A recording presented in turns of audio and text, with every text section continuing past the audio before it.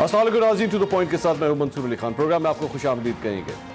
नाज़रीन, कहा जा रहा है कि ऑपोजिशन का आपस में मिलना, सब पार्टियों का इकट्ठा होना ऑपोजिशन की चॉइस नहीं, उनकी अपनी ख्वाहिश नहीं, बल्कि मजबूरी है। मजबूरी है नैब के मुकदमात की, मजबूरी है गिरफ्तारियों के ना खत्म होने वाले सिलसिले की, मजबूरी है इक़्तिदार से बाहर होने की, यानी मजबूरी का नाम शुक्रिया।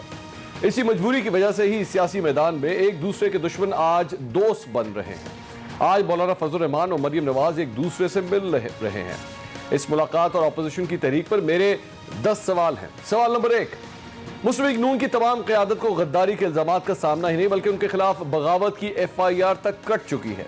नून लीग इसकी मजम्मत कर रही है, लेकिन आज उनकी मुलाकात मौलाना फजल रहमान से है। वो मौलाना जो अपने मुखालिफिन के खिलाफ गद्दारी ही नहीं बल्कि मजहबी कार्ड भी इस्तेमाल करते हैं। क्या मुस्लिम लीग नून इस मजहबी कार्ड की मुखालिफत करेगी या अपने मफाद के लिए इसकी हिमायत करने लगेगी? सवाल नंबर 2, ख्वाजा आसिफ और आसिफ अली जरदारी के एक दूसरे के खिलाफ हालिया बयानात के बाद अपोजिशन की दोनों बड़ी जमातों में बदएतमादी की फिजा है। क्या दोनों जमातें सच्चे दिल से एक दूसरे पर एतमाद कर लेंगी या इत्तेहाद और भाईचारे की ये हंडिया बीच चुराहे ही फूट जाएगी? सवाल नंबर 3, क्या दोनों बड़ी जमातें मुस्लिम लीग नून और पाकिस्तान पीपल्स पार्टी एक दूसरे पर एतमाद करते हुए एक दूसरे और PDM की बाकी जमातों को यकीन दहानी करवा सकती हैं कि उनके ताकतवर हलकों से बैकडोर रास्ते खत्म हो गए हैं और मुस्तकबिल में भी कोई इस रास्ते पर नहीं जाएगा? सवाल नंबर 4, अपोजिशन हुकूमत के खिलाफ जलसे करने जा रही है। जलसों में शुरका की तादाद ही असल कामयाबी होती है, नंबर गेम सबसे अहम बात होती है। क्या अपोजिशन की जमातें मिलकर लाखों अफराद को सड़कों पर लाने में कामयाब हो सकेंगी? सवाल नंबर 5, नवाज शरीफ ने APC और उसके बाद के खिताबात में इदारों पर सख्त तनकीद की, जिसके बाद गैलप पाकिस्तान के ताज़ा सर्वे में 39% लोगों ने नवाज शरीफ के इस बयानिए की मुखालिफत की है। क्या लोगों की इस राय के बाद मुस्लिम लीग नून अपने बयानिए में तब्दीली लाएगी? सवाल नंबर 6, गैलप के इसी सर्वे में 41% लोगों ने मियां नवाज शरीफ की जानिब से मईशत की तबाही का जिम्मेदार मेरे कप्तान इमरान खान को ठहराने की मुखालिफत की है। इसका मतलब है कि पाकिस्तानियों की एक बड़ी अक्सरियत आज भी इमरान खान के साथ खड़ी है।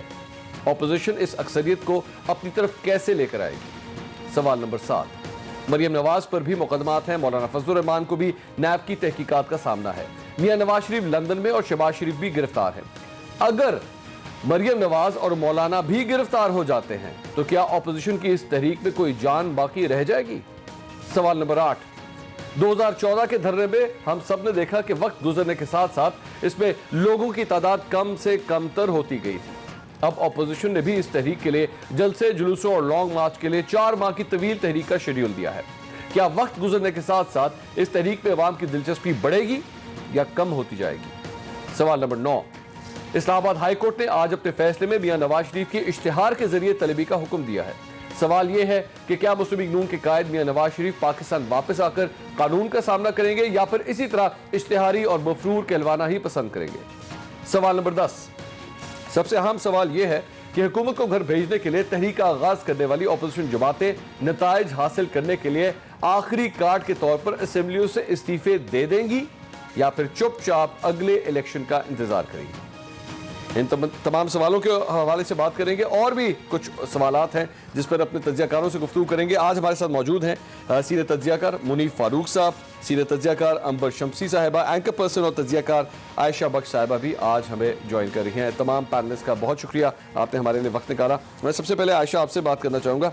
आयशा, ये जो इक्वेशन बन रही है, लगता इस तरह के पॉइंट ऑफ नो रिटर्न तक कहानी जा चुकी है। बगावत के मुकदमे, FIR कट रही हैं, समझ नहीं आ रही कौन FIR काट रहा है, और मुस्लिम लीग नून मौलाना फजल रहमान किसी सूरत भी बैकआउट करने की पोजीशन में लग नहीं रहे। किस तरफ देख रही है मामला? क्या वाकई पॉइंट ऑफ नो रिटर्न तक बहुत बड़े क्लैश की तरफ हम लोग जा रहे हैं? मंसूर, फिलहाल जो अब तक नजर आ रही है सूरत हाल, उसमें तो ये लग रहा है कि ऑपोजिशन ने तहैया किया है हुकूमत को वैसे दीवार से लगाने का, जिस तरह हुकूमत ने ऑपोजिशन को गुज़िश्ता 2 साल में दीवार के साथ लगाया। अब देखना यह है कि इस ऑपोजिशन की कमजोरियां हैं। उसमें पीपल्स पार्टी की बात करें और नून लीग की बात करें तो दोनों की कमजोरियां हैं जो सबको मालूम है। पीपल्स पार्टी के पास सिंध हुकूमत है, पीपल्स पार्टी के केसेस हैं नैब के अंदर। मुस्लिम लीग नून का बयानिया मुफाहिमत और मुजाहिमत का जो एक तरफ टिकने नहीं देता है, जो आपको कहीं भी झुला देता है, जो कि खुद पार्टी के अंदर क़यादत से लेकर कारकुन उन तक मौजूद है कि जाना किधर है। इसके बाद उनके भी केसेस हैं। तो ये वो कमजोरियां हैं जिनके ऊपर अभी भी खबरें हैं, बातचीत हो रही है, कहीं ना कहीं अभी भी मामला सेटल करने की कोशिश है। अब मौलाना साहब को यही धड़का है कि मुझे आगे धक्का देके पीछे मेरे कोई खड़ा होगा या नहीं खड़ा होगा। अब इसके ऊपर रिटर्न भी वो बातचीत चाह रहे हैं। आज उनकी मुलाकात भी हो रही है मरियम नवाज नून लीग के साथ। बात यह है कि हुकूमत अपने कार्ड्स कैसे शो कराएगी वो हमने देख लिया। जो गद्दारी का मुकदमा किया गया, मतलब है जिसको ना आप कह रहे हैं उगल पाए ना निगल पाए वाला मामला हो गया। ये हमने नहीं किया, बैड पीआर नहीं हो गया एक्चुअली, बल्कि मतलब ये समझ ही नहीं आ रही, उनको खुद नहीं पता चल रहा वो करना क्या चाह रहे हैं। अगर पीटीआई की हुकूमत, जो कि हम पहले भी आपके प्रोग्राम में बात कर चुके, इस तरह की ओवर डूइंग या गैर जरूरी इकदाम करेगी, नो डाउट ऑपोजिशन को एज जाएगा। ऑपोजिशन असल में मैदान में, इसलिए वो आपने शुरू में कहा कि चॉइस है या मजबूरी, मेरा ख्याल से चॉइस मजबूरी एक ही बात है। उनकी तरजीह कहीं नहीं थी ये काम, वो जितना दीवार से लगते गए, ये मजबूरन उनको अब सांस लेने के लिए, वो पॉलिटिकल स्पेस हासिल करने के लिए बाहर आए। अभी भी अवाम उनकी तरजीह है नहीं, अवाम के मामला उनका मसला है या नहीं। अगर वो मामला उनके लिए तरजीह बनता है फिर वो इस तहरीक में जान डाल पाएंगे। वरना वो जो आपने कहा कि अगर आप 126 दिन बैठे, 28 दिन बैठे, तो फिर उसके बाद एक बंदा और कैमरा बचता है, आप दिखाई जाएं अगर दिखाने की इजाजत मिले। मुनीब, आयशा की आपने बात सुनी। अब यहाँ पे सिचुएशन ये है कि सीधी सीधी डिमांड ये है कि जनाब खान साहब इस्तीफा दें और नए इलेक्शन करवाए जाएं। कहानी ये है, कहीं कहीं पे इन हाउस तब्दीली की भी बात होती है। लेकिन आप भी जानते हैं, मैं भी जानता हूँ कि नेगोशिएशन टेबल के ऊपर जब आप बैठते हैं, मुज़ाकरात करते हैं, तो यही कहा जाता है कि जनाब स्टार्ट ही अपने नेगोशिएशंस के अंदर जो है वो इतनी बड़ी डिमांड से करें कि बीच में आके किसी छोटी सी बात के ऊपर भी जो है मानने के लिए तैयार हो जाएं। यहाँ पे आपके ख्याल में वाकई ऑपोजिशन जो है वो दरअसल में इस्तीफे तक ही जाएगी, या लेकिन आपके ख्याल में मिडवे कोई रूट कहीं पे आसानी पैदा होती है तो उसके ऊपर भी ऑपोजिशन खुश होकर कहेगी कि हाँ जी ठीक है, इतना तो मिल गया, इसी पे हम खुश हैं? शुक्रिया मंसूर साहब। देखिए, मेरा नहीं ख्याल कि कोई ये डिमांड ज़रूर है इनकी कि इमरान खान साहब अलहदा हो जाए इक़्तिदार से, लेकिन अगर देखा जाए तो ये इमरान खान साहब को इक़्तिदार से अलहदगी तो एक बात है ना, ये इनको उनकी हुकूमत ख़त्म करना चाहते हैं। मेरा नहीं ख्याल कि जिस नहज पर इस वक्त अपोजिशन की जमातें हैं, ख़ासतौर पर ये 11-12 जमातें, कि ये किसी कम चीज़ के ऊपर सेटल करेंगे। क्या सेटल करेंगे कि जी इमरान खान ये अर्ली इलेक्शंस के ऊपर शायद मान जाएं, वो एक पॉसिबिलिटी हो सकती है। लेकिन आपको पता है तारीखी तौर पर भी देखा जाए, मैं कई दफ़ा इस बात को कोट कर चुका हूँ, कह चुका हूँ कि मेरी ज़ाती राय में हमारे मुल्क में जो इंस्ट्रूमेंट ऑफ चेंज या जो कैटलिस्ट ऑफ चेंज है वो सियासतदान तो सिरे से है ही नहीं। हमारे मुल्क में अवामी जोर पर हुकूमत जाने या टूटने का जो एक तारीख है वो भी कोई इतनी ज़बरदस्त किस्म की नहीं है। कोई उसमें ऐसी मूवमेंट कोई नहीं है जिसने किसी हुकूमत को फारिग कर दिया हो। वो एक ठीक है PNA की मूवमेंट थी, बट वो एक आपको पता है हालात और थे, माहौल और था। आज के दौर में ये जितनी भी सियासी जमातें हैं, जाहिर बात है अब इन्होंने कोशिश की है, पाकिस्तान मुस्लिम लीग नून का खास तौर पर सबसे बड़ी जमात है अपोजिशन की, इन्होंने मामलात कोशिश की इनके स्टिच अप हो। शहबाज शरीफ साहब भी बहुत सारी बातों को जहन में रखते हुए वापस आए, कोशिश की गई कि मामलात ठीक हो जाएं, कुछ चीज़ें एडजस्ट हो जाएं, लेकिन नहीं हुई। अब मसला ये है कि वो कहते हैं, मैं अब आपको वो बता दूं, वो कहते हैं ना सुहागन वही जो पिया मन भाए। अब ये अपोजिशन जो है ये पिया मन नहीं भाती, जो हुकूमत है वही भाती है। तो इस ऑपोजिशन का फिलहाल तो कोई इतने अच्छे हालात नहीं है, ये जितनी मर्जी बड़क मार लें। देखिए पाकिस्तान मुस्लिम लीग नून, पीपल्स पार्टी, ये शोर ज्यादा मचाएंगे, लेकिन इनके पास जो वर्कफोर्स है, जो स्ट्रेंथ है, वो पीपल्स पार्टी के पास तो शायद उस तरह की हो जो अभी भी डंडे मारे खा रहे हैं, लेकिन मुस्लिम लीग नून के पास उनकी लोग जरूर जलसे कर लेते हैं, सब कुछ हो जाता है, लेकिन मार खाने वाला वर्कर उनका शायद अभी भी उसकी तादाद कम है। मैं गलत हो सकता हूँ, लेकिन मेरे अंदाजे के मुताबिक मौलाना एक डिसाइडिंग फैक्टर होते हैं किसी भी तहरीक के अंदर। मौलाना एक दफा आ चुके हैं और उनको एक लॉलीपॉप दे के वापस भेज दिया गया था, बाद में उनको समझ लगी मेरे साथ हो गया हाथ। अब भी मैं कहता हूँ कि जब तक कोई ऐसी गारंटीज या अश्योरेंसेस नहीं होंगी जो रेलेवेंट हैं, तब तक इस ऑपोजिशन की जो पूरी मूवमेंट है ये इसका कोई नतीजा मुझे नहीं। लेकिन मुनीब चले, मैं पहले तो मैंने पूरी ऑपोजिशन की बात की थी ना, अगर मैं मौलाना स्पेसिफिक ही बात कर लूं, अगर हम इनको एज ए टेस्ट केस ले लें, तो यानी अगर बेसिकली डीलिंग या नेगोशिएशन अगर सिर्फ मौलाना के साथ ही कर ली जाए और मौलाना को ही खुश कर दिया जाए, बाकियों के केसेस उसी तरह चलते रहे, बाकियों की तकलीफें उसी तरह चलती रहें। और चूंकि आप खुद कह रहे हैं कि मौलाना दरअसल में मैन पावर लाने वाले बंदे हैं, स्ट्रीट पावर अगर दिखा सकते हैं, डंडे खाने वाली कौम ला सकते हैं, तो मौलाना ला सकते हैं। तो अगर मौलाना को खुश कर दिया जाए तो फिर मामला खत्म है आपके ख्याल में? फिर ऑपोजिशन के इस गुब्बारे से फूंक निकल जाएगी?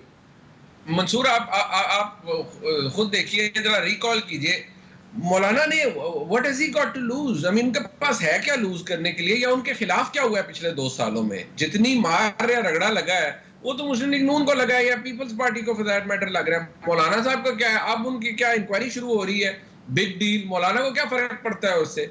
एक अकरम दुरानी साहब है, अगर आपको याद हो, उनकी बेल है जो अब तक चल रही है और उनका मामला लिंगर ऑन हुआ है। कौन सा बंदा है जेयूआई फेक का जिसको कोई रगड़ा लग रहा है? कुछ भी नहीं। अब ये पीपल्स पार्टी और मुस्लिम लीग नून के लोग यही तो कहते रहे जब पिछली दफा मौलाना आए थे कि नहीं, मौलाना साहब को क्या है ना, उनको रगड़ा लग रहा है, असल तो मतलब कद्दूकश के ऊपर हम बैठे हुए हैं, हमारे हालात बुरे हैं। अब आप हमें क्या चाहते हैं हमसे, हम और क्या करें? ठीक है। अच्छा अंबर, ये सारी जो गुफ्तगू हो रही है, मुझे एक वो मैं उसे रैली कहूं, जलसी कहूं या कुछ भी कहूं, आपको याद होगा लाहौर के चेयरिंग क्रॉस के ऊपर एक ऑपोजिशन ने, नून लीग की जो गवर्नमेंट थी मैं उसकी बात कर रहा हूं, उस वक्त भी एक छोटा सा शो किया था जिसमें इमरान खान साहब भी शामिल थे, आसिफ अली जरदारी साहब भी शामिल थे, और भी दीगर कुछ लोग थे। It was a very very big flop show, कुछ भी उसमें नजर नहीं आया था। बल्कि पाकिस्तान तहरीक इंसाफ ने कहा था कि जी हमने अभी गलती की, इनके साथ खड़े होकर अकेले शो कर लेते तो बेहतर शो हो जाना था।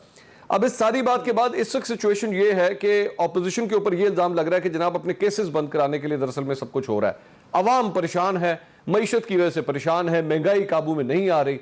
ये ऑपोजिशन की जो पूरी तहरीक है, आपके ख्याल में इसे एक आम आदमी की, एक आम पाकिस्तानी की आवाम की सपोर्ट मिलेगी? क्या वो सड़क पे निकलेंगे इन लोगों की खातिर?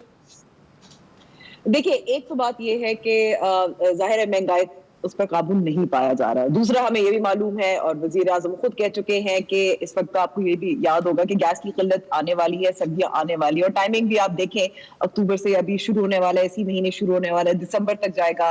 क्या ये जो महंगाई का जिन है उस पर तब तक काबू पाया जा सकेगा? क्या गैस की जो किल्लत है उससे लोग सड़कों पर निकलेंगे? एक हम मवाजना ये भी कर सकते हैं, जब बिजली की लोड शेडिंग ज्यादा हो रही थी तब भी जलसे हो रहे थे, तब भी एहतजाज हो रहे थे, उसका नून लीग ने बहुत फायदा उठाया था पाकिस्तान पीपल्स पार्टी के खिलाफ। शहबाज शरीफ साहब काफी लीड भी उसमें ले रहे थे।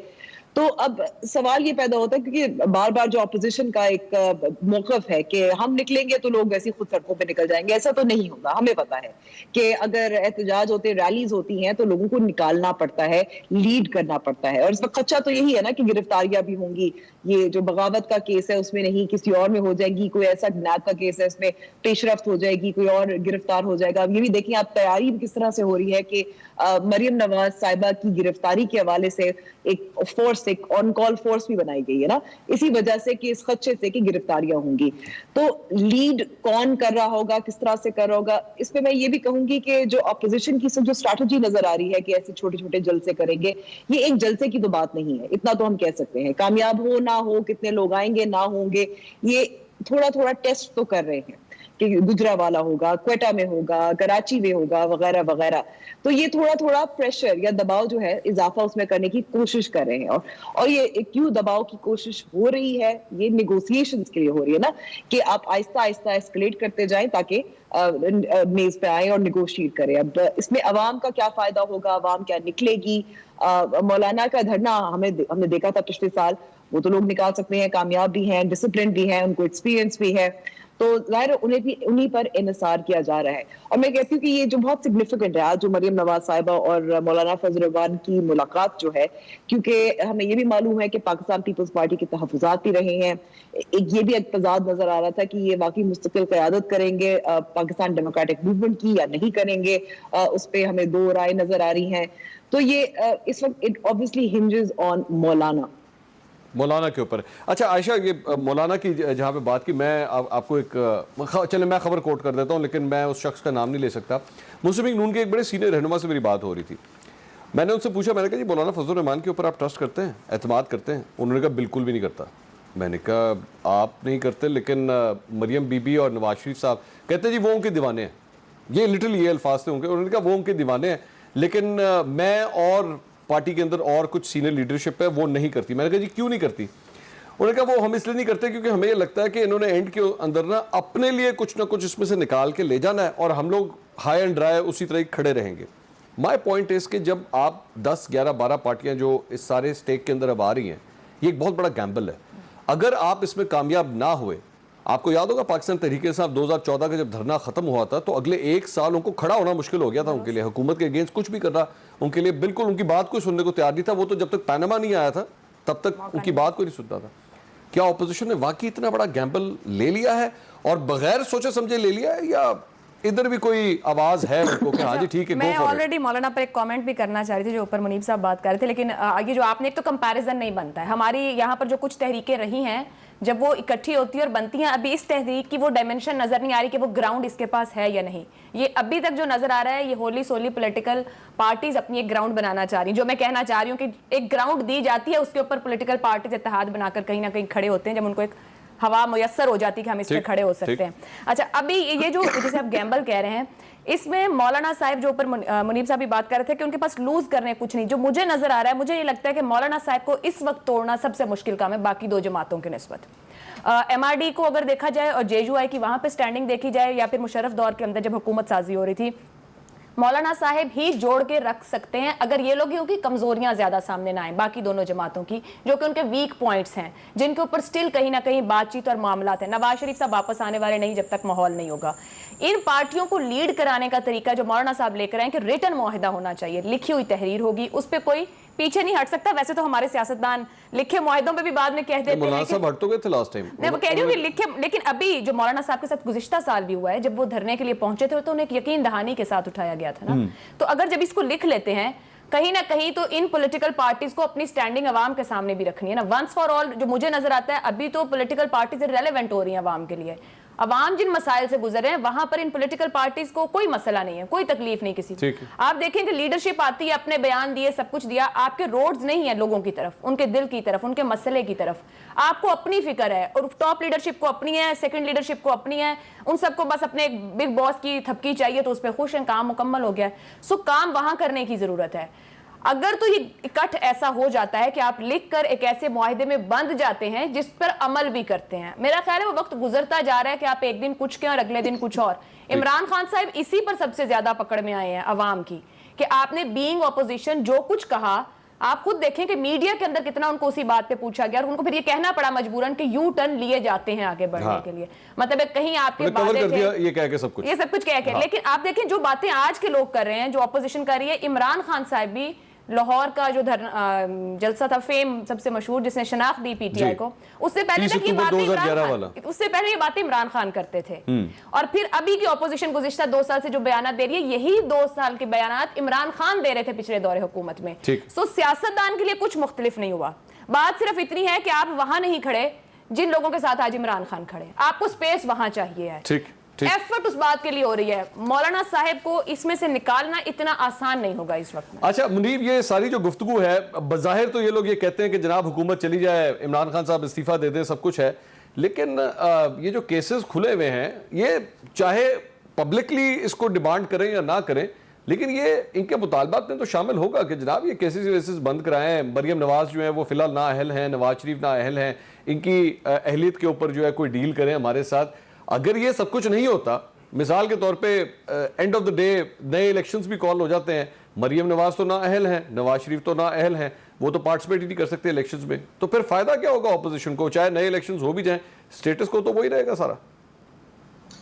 मंसूर, ये दिलचस्प बात है जो आप कह रहे हैं, लेकिन ये इतना ब्लेटेंट नहीं हो सकता कि जी बात करें और अगर if it comes to that point कि बैठ जाए और बताएं अच्छा जी क्या लेना है और क्या देना है। अव्वल तो आई रियली डाउट कि उस स्टेज तक जाएंगे कि जी बैठ जाएंगे और somehow they'll be in a position to sit the government down on a table और say कि अच्छा हमारी ये डिमांड्स है, आप इनमें से कितनी मानते हैं। मेरा I don't see that happening, maybe I'm wrong, हो सकता है 3 months down the line ऐसा कुछ हो जाए, but as a matter of fact देखिए ये जो एडजस्टमेंट्स है ना, ये जो आप जिस तरह आप पॉइंट आउट कर रहे हैं कि केसेस की नाअहली है तो उसको अहलियत में बदलने की, ये कोई भी हुकूमत ये काम नहीं कर सकती।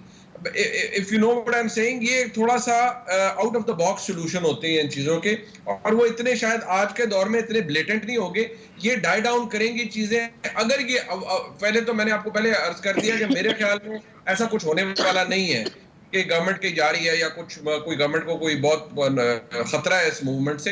हाँ, लेकिन अगर ये इतनी बड़ी मूवमेंट बन जाती है और इतना बड़ा इनका वो फ्लो बन जाता है, एक मोमेंटम बना लेते हैं अपना, कंसर्न जरूर होगा रेलेवेंट क्वार्टर्स के लिए, लेकिन ये गिव एंड टेक इतना ओपन नहीं हो सकता कि अच्छा जी बैठ गए और मरीम नवाज जो है उनका केस खत्म हो रहा है सिरे से, जब ये खत्म हो रहा है। देखिए वो उनकी एक कानूनी शक्ल है। मैं मुनीब साहब एक ब्रेक ले लूं, लेकिन मुनीब यहाँ पे जो बात कर रहे थे कि लगता नहीं है इतना आसान नहीं होता, लेकिन अगर पाकिस्तान की तारीख उठा के देखें तो यहाँ पे हर चीज़ जो इम्पॉसिबल थी, यहाँ पे NRO भी दिए जाते हैं, यहाँ पे वो लोग जो सारी ज़िंदगी के लिए नाअहल होते हैं उनको अहल भी कर दिया जाता है, वो मुल्क के वज़ीर-ए-आज़म दोबारा बन जाते हैं, उम्र कैद ख़त्म कर दी जाती है। नवाज शरीफ जो जेल में होते हैं, सोच नहीं सकता था कोई कि वो जहाज़ में बैठ कर लंदन चले जाएंगे, वो भी चले गए, क्योंकि ये पाकिस्तान है और यहाँ सब कुछ हो जाता है। क्या क्या कुछ मज़ीद हो सकता है, इस पर बात करते हैं ब्रेक के बाद। हमारे साथ रहिए।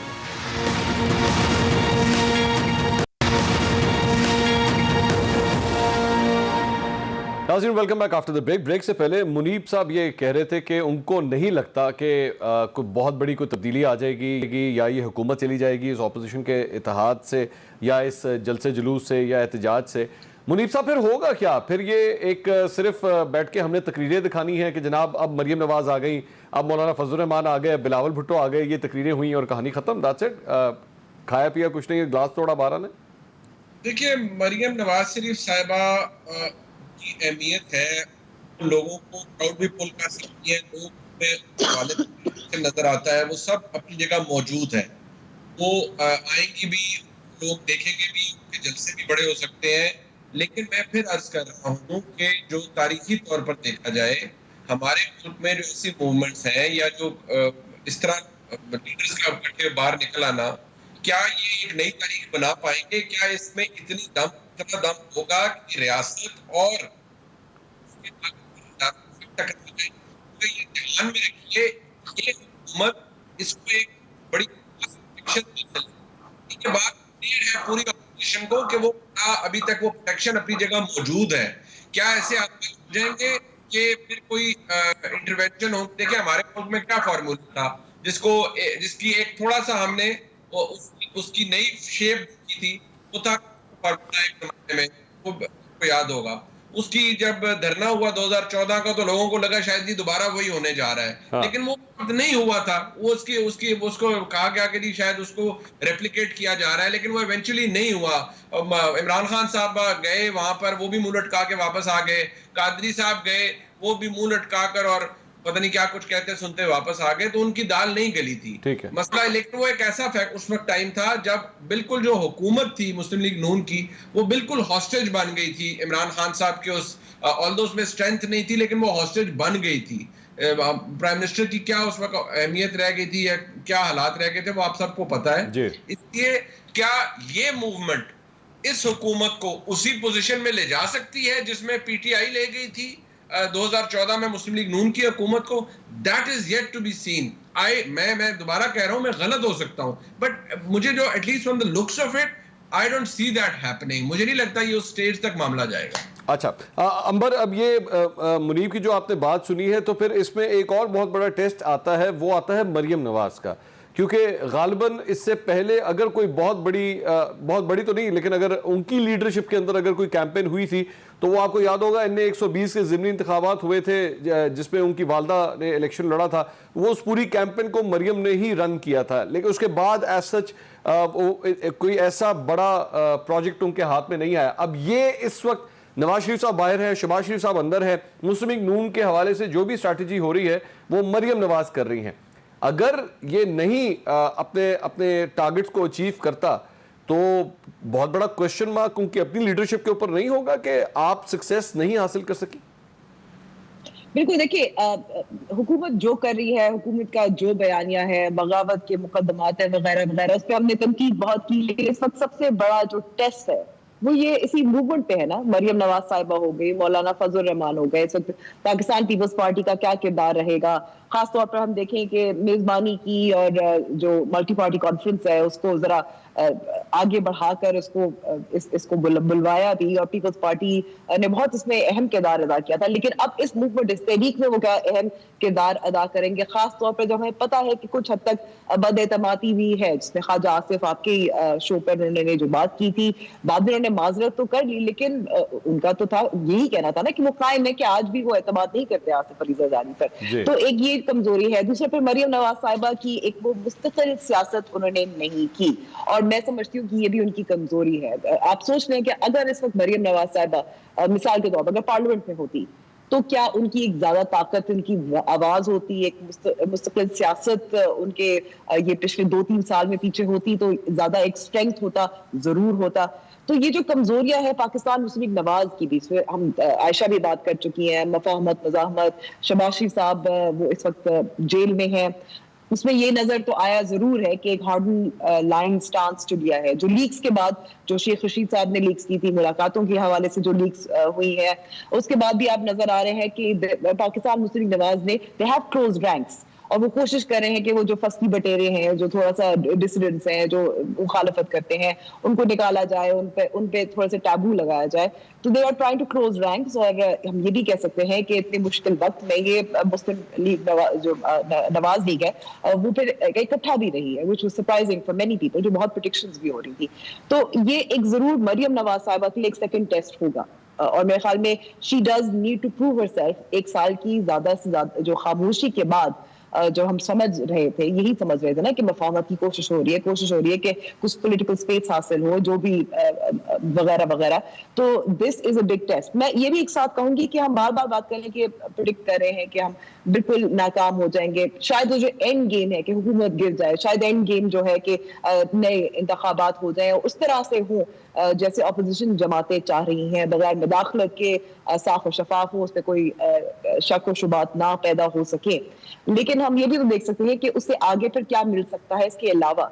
What is the middle ground? Can we say कि आज़ादी इज़हार राय, हम सब सहाफ़ी, हमें पता है कि हम वो क्लिप्स नवाज शरीफ को तो नहीं चला सकते, हमें पता है कि जो इमरान खान साहब 2011 से पहले जो बातें करते थे वो भी हम शायद क्लिप्स वो नहीं चला सकते, लेकिन हम चला सकते थे ना। तो अगर ये थोड़ी सी जो डेमोक्रेटिक लॉसेस हुई थी वो अगर थोड़ी सी हमें वापस मिल जाए इस तहरीक के जरिए, इसकी वजह से मेरी नजर में वो भी एक थोड़ी बहुत कामयाबी होगी, क्योंकि हमने ये देखा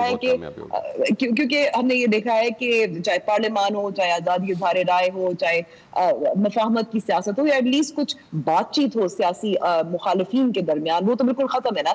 तो हम ये जमहूरियत आगे तो इस तरह से नहीं बढ़ सकती, कुछ गेन तो होना चाहिए ना। बेसिकली जो डेमोक्रेसी की फॉर्मेशन इस वक्त बनी हुई है, जिस शक्ल में हमें डेमोक्रेसी मिली हुई है, अगर कम से कम इसके नैन नक्शी कुछ थोड़े से ठीक हो जाए तो वो भी हम ये कह सकेंगे कि वो बेहतर हो जाए, तो हम ये कह सकेंगे कि चलें यही हमने कुछ हासिल किया। नाज़रीन, एक छोटा मैंने लेना है, लेकिन ब्रेक के बाद बात करेंगे कुछ इस सिलसिले में कि ये तमाम सियासी जमातें, चाहे मुस्लिम लीग नून हो, पाकिस्तान पीपल्स पार्टी हो, एस्टैब्लिशमेंट के साथ इनके ताल्लुकात माजी का एक हिस्सा रहे हैं। अब ये जो इंप्रेशन दे रहे हैं कि जनाब ये सिलसिला अब खत्म होना चाहिए, प्योर डेमोक्रेसी, प्योर जमहूरियत के तहत ही अब ये मुल्क चलना चाहिए, क्या ये डिमांड वाकई असल में ये चाहते भी हैं इस तरह, या दरअसल में ये सिर्फ और सिर्फ एक पब्लिक स्टंट है, इसके अलावा और कुछ नहीं? मजीद बात करते हैं ब्रेक के बाद, हमारे साथ रहिएगा।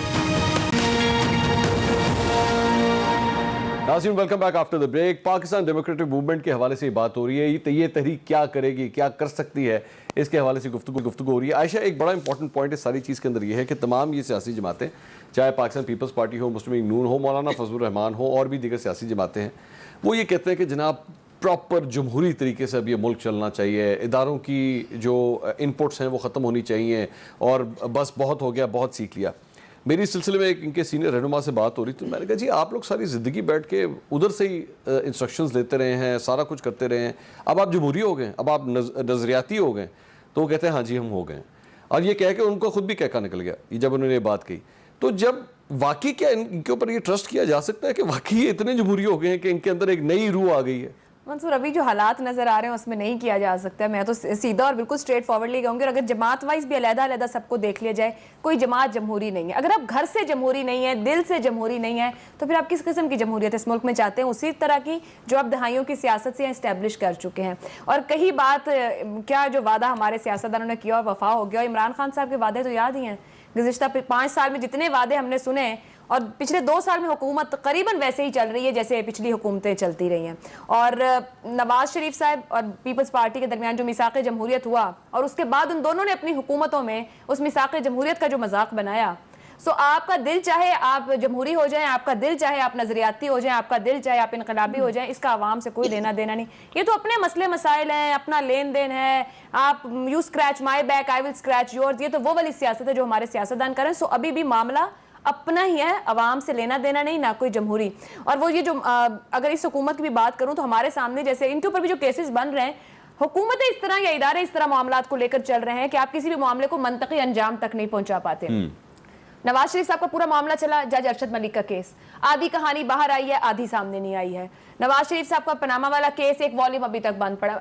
अब इसके बाद आप डीजी, अगर आपने भी सुना बशीर मेमन साहब का जो इंटरव्यू मतीउल्लाह जान साहब को दिया गया, अब वो क्या बता रहा है, 22वें ग्रेड के ऑफिसर पर अगर इस तरह के प्रेशर्स हैं और आप पर्सनल अपनी पसंद नापसंद बनाकर, और वो खुद कह रहे हैं कि कानून में मेरे पास गुंजाइश नहीं इस मामले को हैंडल करने की, तो बताएं हम किधर जा रहे हैं? कोई भी बैठा हो, ए बी सी, जो सीट पे बैठा वो चाहता है कि उसकी पसंद नापसंद और ख्वाहिश के मुताबिक। आपने आगाज में गद्दारी के मुकदमे की बात की, क्या साबका हुक्मरानों ने ये मामला यूज नहीं किया अपने अपोनेंट? सबने अपने मुखालफिन को इसके नीचे रगड़ा दिया। तो बात यह है, जो बोया है वो काटना है। क्या आज अवाम को सोच के कुछ किया जा रहा है? इतने जमहूरी हो तो घर से हो। क्या नवाज शरीफ साहब के घर में एक लीडर डिसाइड हो गया ये नून लीग को लीड करेगा और सब उसको फॉलो करेंगे? डिसिप्लिन अपने घरों में नहीं, जमहूरियत अपने घरों में नहीं, तो अवाम को देने के वादे क्यों करते हैं? तो मुनीफ साहब, ये हम लोग चूंकि प्रोग्राम के एंड तक पहुंच रहे हैं, और जो आपने शुरू में एक नेगेटिविटी फैलाई थी इस प्रोग्राम में, वो आखिर तक ही चल रही है, और आयशा ने भी उसके अंदर कंट्रीब्यूट कर दिया है। तो वो कहानी तो फिर यही लग रही है कि लोग ये कहेंगे यार पुरानी फिल्म है भाई, ये हीरो का भी पता है, हीरोइन कौन है, स्टोरी लाइन पता है, एंड के अंदर विलन ने कब मरना है, सब हमें पता है। तो फिर फायदा क्या? लोग सिनेमा में क्यों आएंगे फिर इस फिल्म को देखने के लिए? देखिए, हीरो हीरोइन का तो क्या, सबको ये पता है कि भाई सुपर हीरो कौन है। ठीक है, जो सब सुपर हीरो का जब सबको पता है, हाँ। और ये भी पता है कि सुपर हीरो कितना कितना ताकतवर है, हाँ। और सुपर हीरो की क्या इस वक्त उनकी सोच क्या है और उनकी हिमायत किस तरफ है। तो सुपर हीरो होता है भाई। फिर आपको पता है सुपर हीरो तो फिर किसी को एक मारता है तो फिर वो तो आपको पता है साइमल्टेनियसली बहुत से टास्क कर सकता है ना, हाँ। तो फिर ये ज़हन में रखिए कि सुपर हीरो से लड़ने के लिए ये हीरोज जितने भी हैं आपके, एक तो ये कि ये खर्च हुए हुए हैं काफी हद तक, ये हीरोज जो हैं जो इस मूवमेंट के अंदर है, बसद एहतराम। ये तो चलो एक लाइटर नोट पे बात थी, लेकिन अगर फ्रैंकली देखा जाए, प्रैक्टिकली अगर आप देखें तो बहुत से मसाइल हैं ऑपोजिशन के, खास तौर पे पीपल्स पार्टी के, PMLN के। देखिए इवन ये आप जरा थोड़ा सा देखें, इज्जत एहतराम हाउस ऑफ शरीफ के अंदर मौजूद है, एक दूसरे के लिए वो वज़ादारी, शहबाज साहब का अपने बड़े भाई के लिए सब कुछ मौजूद है। लेकिन आप एट दिस वेरी मोमेंट अगर देखिए, दोनों फैमिलीज में से सबसे ज्यादा सफर कौन कर रहा है? वो शहबाज साहब की फैमिली है। उनके एक बेटे इस वक्त वो मुल्क से बाहर चले गए, वो इश्तारी हो गई। एक बेटे 1.5 साल से जेल के अंदर है, खुद शहबाज शरीफ साहब जेल के अंदर है, मतलब वो नैब कस्टडी में है। तो सबसे ज्यादा सफर कौन कर रहा है? इधर मरियम नवाज शरीफ साहिबा सजा मुअत्तल है, वो बेल पर है। उनके वालिद मेडिकल ग्राउंड्स पे एक फैसिलिटेशन लेकर बाहर गए थे, अब भी बाहर हैं। तो सफर कौन कर रहा है मुझे बताएं। ठीक है। और जो तकरीर नवाज शरीफ साहब ने फरमाई, मैं as a student of law, मैं I believe in civilian supremacy, लेकिन मसला ये है कि जब हमारे लीडरान का, मंसूर साहब, इतना बैगेज होगा इसके केसेस का, किसी और मामलात का, तो फिर जो सही की भी बात जो है ना, वो उसके ऊपर भी इतनी गर्द आ जाती है कि आप सही बात तक पहुंच नहीं पाते, या कोई आपकी बात वेरी वेल सेड। मैं नाज़रीन, मुझे एक लेनी है ब्रेक, के बाद डिस्कशन को मजीद आगे बढ़ाते हैं। Please stay with us. Welcome back after the break. बात हो रही थी इस मूवमेंट की, ये ऑपोजिशन की जो तहरीक है, ये आवाम के लिए क्या लेकर आएगी। अंबर साहबा, आपके पास आखिरी चंद मिनट ही हैं, ये बताइएगा कि यानी कि आटा जो है वो 75 रुपए किलो ही मिलेगा, चीनी जो है वो 110 ही मिलेगी, चाहे ऑपोजिशन जो मर्जी तहरीक चलाए, जो मर्जी करती रहे। इस पे अवाम का, जिस तरह आयशा कह रही थी, कोई फर्क नहीं पड़ेगा। तो यानी 5 साल ये हुकूमत भी पूरी करती नजर आ रही है, ऑपोजिशन भी जो है वो ज्यादा से ज्यादा अपने लिए कुछ भी नहीं निकाल पाएगी इसमें से, लेकिन ये है कि वो शो कर लेगी कि हाँ जी हमारे पास भी स्ट्रेंथ है, हम बंदे शंदे निकाल सकते हैं। देखिए, ये जो मायूसी दोनों आपके कॉलीग्स जो फैला रहे हैं ना, मैं इसे थोड़ा सा मैं इख्तिलाफ करूंगी, क्योंकि मैं समझती हूँ कि गुज़िश्ता 10-12 साल, 2 साल तो मैं छोड़ देती हूँ, ये हालात और मजीद बुरे हुए, लेकिन कुछ कोशिश तो हुई है। एक मुझे जो नजर आया है बार बार पाकिस्तान में, एक डेमोक्रेटिक इम्पल्स जो है ना, वो बहुत पुख्ता है, वो बहुत नजर आता है कि इट्स एक्चुअली वेरी सिग्निफिकेंट। और आप ऐसे नहीं कर सकते कि आप लोगों की जबान पे कटकने लगा दें, सोशल मीडिया पे आ जाते हैं। आप सोशल मीडिया कितना हद तक बंद कर सकते हैं? लोग बात तो करते हैं, लोग सियासत में दिलचस्पी रखते हैं, तो वो एक अलग मसला है। क्या इस तहरीक की वजह से चीजें दोबारा से सस्ती हो जाएंगी? मुश्किल है, लेकिन ये जरूर होगा कि लोग याद करेंगे कि इससे पहले हालात बेहतर थे। तो आप यही देख लें कि ये याददाश्त भी शायद अपोजिशन के फायदे में हो सकती है। Ayesha, last remarks. अब मामला जो है, क्या अगर इस खुदा न खास्ता इस सारे मामले के अंदर कोई अगर एक इंसिडेंट हो गया किसी किस्म का भी, अल्लाह ना करे कोई ऐसा हो, तो क्या ये सारी जो गुफ्तगू हमने पिछले 1 घंटे में की है ये एब्सोल्युटली चेंज हो सकती है? मंसूर, अगर बहुत ही सडनली कोई खुदा न खास्ता कोई बहुत ही बड़ा वाक़या या बात हो, तो फिर बहुत ही बड़ा किस्म का चेंज भी हो सकता है। अच्छा। अनएक्सपेक्टेड चेंज भी हो सकता है, जहाँ पे किसी के भी हाथ में कुछ ना रहे। लेकिन बात वहीं आएगी, अगर आप जो डालेंगे ना, बाहर वही आना है, चाहे वो अपोजिशन है चाहे वो हुकूमत है। अगर आप अवाम को नफरत बांट रहे हैं और बेच रहे हैं, आज ये हुकूमत में है, कल कोई और होगा। हम जिस तरफ सोसाइटी, माशरा, कौम को जाने की जरूरत है ना, वहाँ फोकस नहीं है, किसी का भी नहीं है। अपनी तकरीर, अपनी तनकीद, अपना इल्ज़ाम और नफरत के साथ, इख्तिलाफ एहतराम के साथ नहीं किया जा रहा है। ये सबसे बड़ा प्रॉब्लम है जिसके ऊपर हमारे तमाम लीडर्स को सबसे पहले काम करने की जरूरत है। आयशा बख्श साहिबा, अंबर शमसी साहिबा और मुनीर साहब, बहुत शुक्रिया आपके वक्त। नाज़रीन, आपने सारे पैनलिस्ट की गुफ्तगू सुनी। इस सारे मामले के अंदर एक चीज़ बहुत इंपॉर्टेंट है, तहरीकें चलनी चाहिए, जमहूरियत का ये हुस्न है। बेशक ऑपोजिशन जिस मर्जी किस्म का एहतजाज करे, लेकिन तमाम जमातें, चाहे वो हुकूमत के अंदर हो या ऑपोजिशन के अंदर हो, एक दूसरे के ऊपर गद्दारी, बगावत या कुफर के फतवे लगाना जो है वो किसी सूरत नहीं बर्दाश्त किया जाना चाहिए, चाहे वो ऑपोजिशन की जमातों की तरफ से हो या हुकूमत की तरफ से हो। क्योंकि अगर ये आग आपने हमारी सोसाइटी में लगाने की कोशिश की, तो जिस आग का आगाज़ आप करेंगे उसका इख्तिताम आप नहीं कर पाएंगे, और उसके बाद इस सोसाइटी का जो एक हुलिया सामने आएगा वो एक बहुत भयानक हुलिया होगा। उससे बस इज्तनाब करना चाहिए। प्रोग्राम टू द पॉइंट से अब तक इतना ही। अल्लाह हाफ़िज़।